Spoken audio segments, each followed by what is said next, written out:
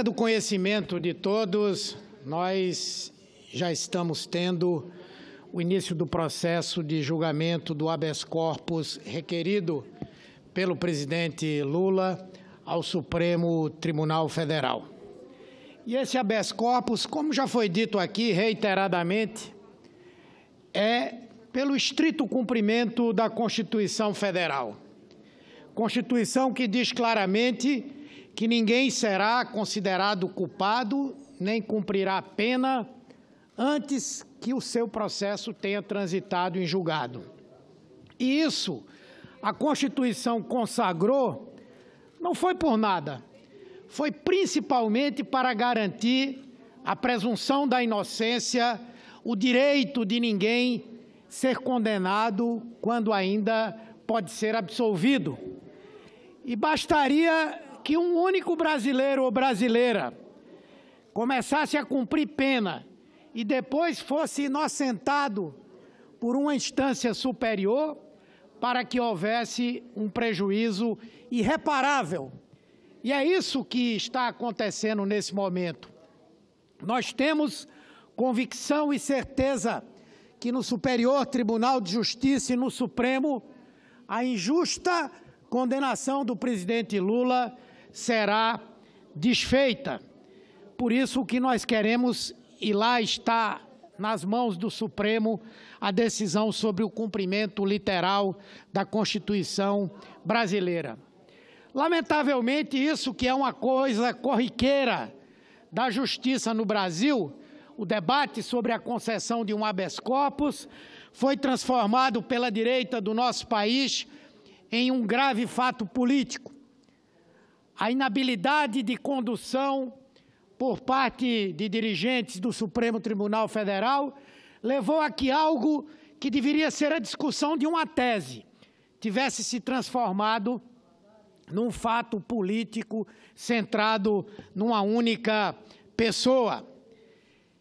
Portanto, o que todos os brasileiros esperam é que hoje o Supremo possa cumprir o seu papel de guardião da Constituição brasileira, de defensor das garantias individuais, da liberdade e da democracia.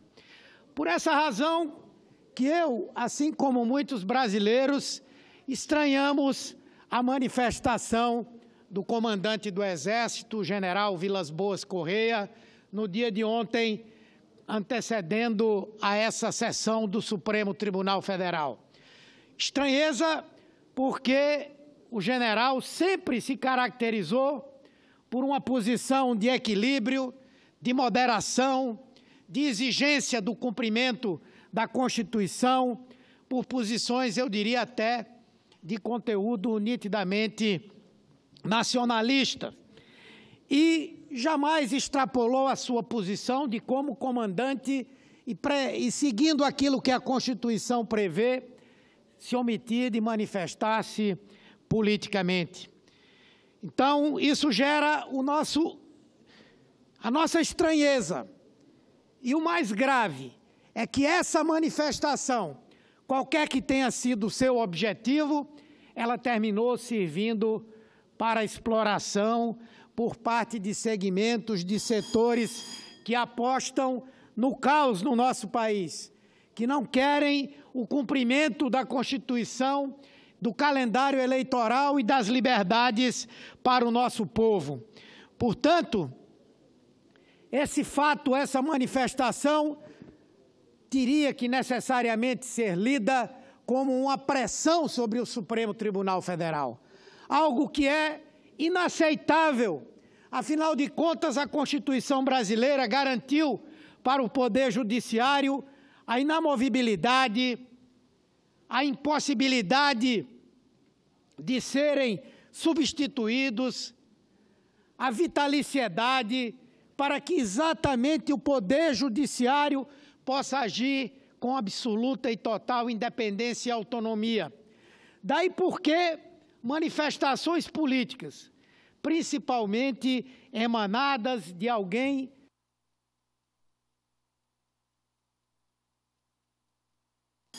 terminam sendo um desserviço à democracia, geram pressão sobre o Supremo, produzem solidariedade por parte de muitos que, diferentemente do general, querem sim apostar no autoritarismo, de uma escalada ditatorial e, portanto, nós entendemos que o Supremo Tribunal Federal hoje tem que ter a marca da sua autonomia, apostar na democracia, na separação dos poderes e na possibilidade de posições que sejam efetivamente autônomas.